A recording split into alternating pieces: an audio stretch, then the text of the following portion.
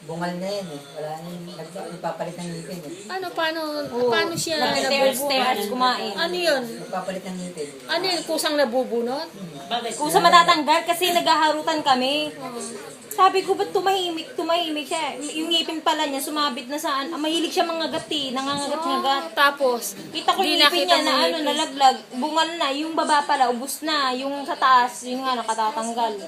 Ibig sabihin, nagngingipin. Ganon din pala. Para din tao yan. Oo, nagpapalit din.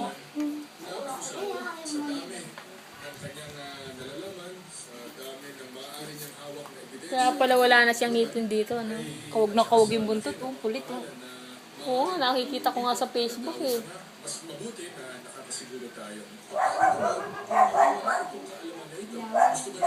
O yan, dito manti, may pet ka na. May pet ka na. Ang kulit ano? Ang hilig niya mga gat eh. Nagingipin kasi.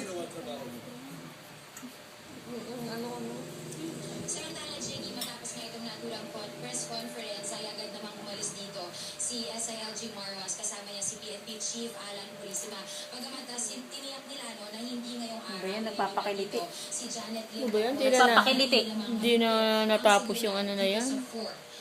Ano ba yan? Yung ano, Andon! Brandon! kay Napoli. Andon! Brandon!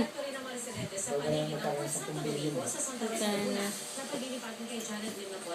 Paano niya na ano na yun nakurakot yun ano? Lakas din ang loob niya.